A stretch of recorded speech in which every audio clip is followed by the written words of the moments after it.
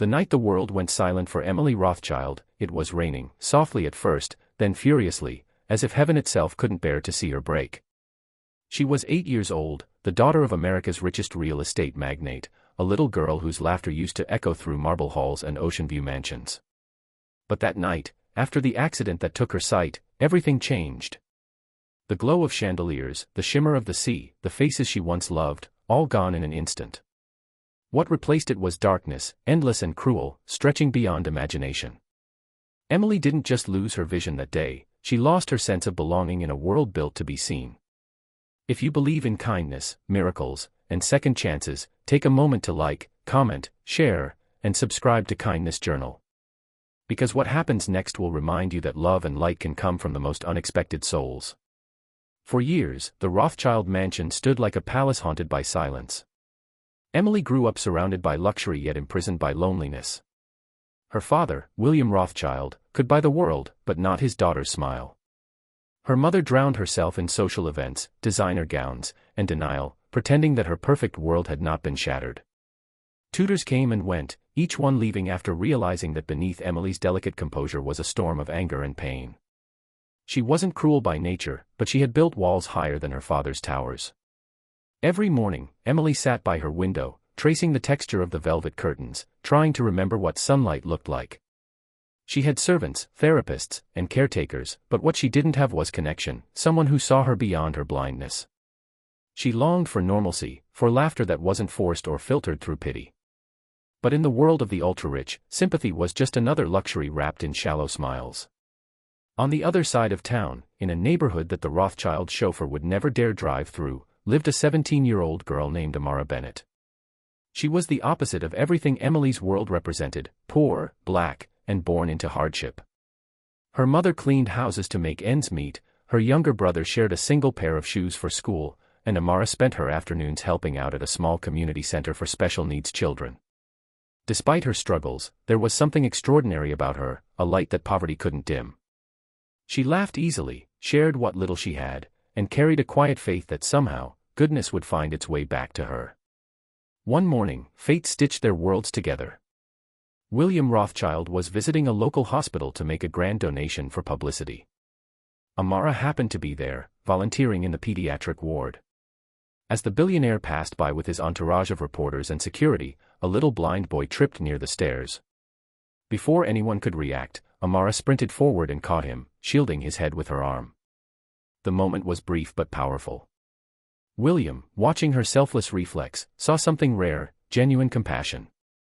Later that day, after inquiring about her, he made an impulsive decision.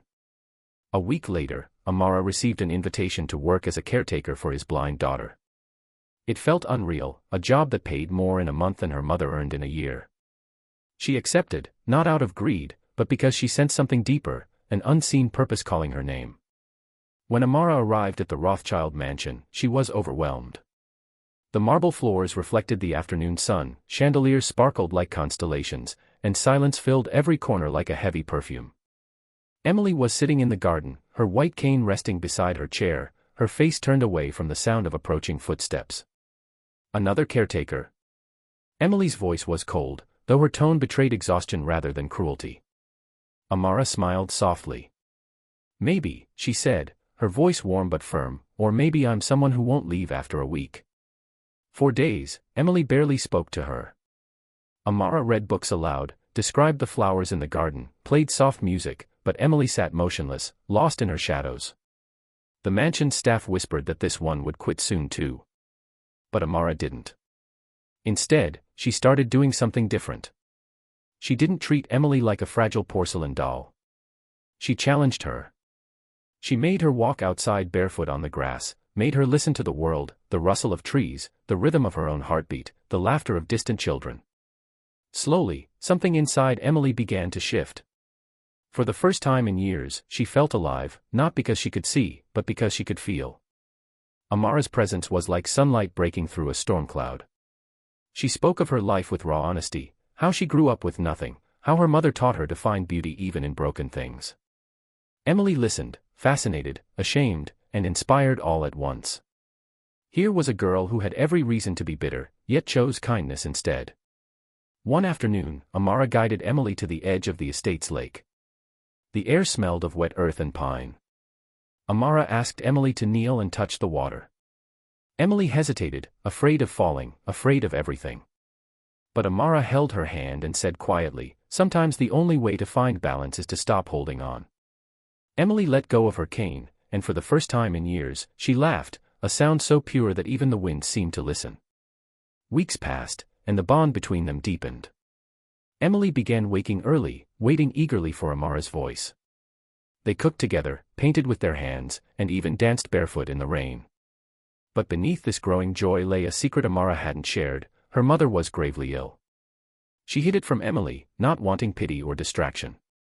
Every night after work, she rushed to the hospital, whispering prayers beside her mother's bed. Her exhaustion grew, but so did her determination. She told herself she couldn't give up, because Emily needed her just as much as she needed hope.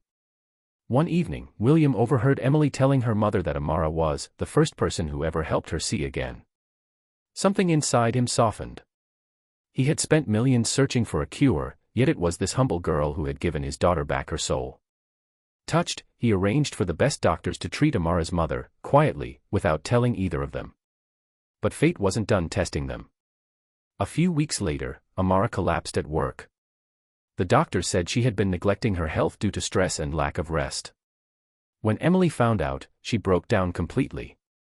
She begged her father to take her to the hospital, something she hadn't done since losing her sight. That night, holding Amara's trembling hand, Emily whispered through tears, "You helped me see life again, but I can't lose you now." Amara smiled faintly. "Then promise me something," she murmured. "Promise you'll never hide from the world again. There's beauty in every sound, every touch. You just have to believe it's there."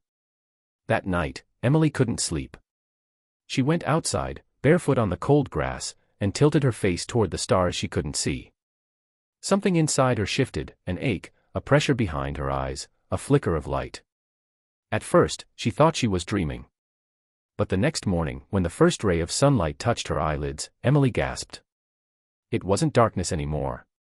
It was faint, blurry, but real. She could see. The doctors were stunned. They called it a medical miracle. But Emily knew what it truly was. It wasn't just science, it was spirit, connection, and love. Amara had helped her heal in ways no surgery ever could. When Amara woke up days later to find Emily sitting by her bedside, smiling through tears, she didn't believe it at first. Emily reached for her hand and whispered, "You showed me how to see without eyes." Maybe that's why God decided to give them back. William Rothschild wept openly as the two girls embraced. He offered Amara's family a new home, scholarships, and a lifelong promise that her kindness would never be forgotten. But Amara refused luxury. She accepted only what her mother needed for care and insisted on returning to her community center. "Kindness," she said softly, "isn't real if it doesn't keep giving." Years later, Emily opened a foundation for blind children, naming it the Amara Vision Trust. She often told the story at public events, the tale of the poor black girl who taught a billionaire's daughter how to truly see. Every time she spoke, her voice trembled with emotion, but her eyes, those once shattered windows of her soul, now glowed with unshakable faith. Because sometimes, the richest hearts are born from the poorest homes. And sometimes, the greatest healing doesn't come from medicine, it comes from love that asks for nothing in return. If this story touched your heart, please like, share, and subscribe to Kindness Journal. Let's fill the world with more real stories that remind us how powerful compassion can be. And before you go, comment below, do you believe that one act of kindness can change a life forever?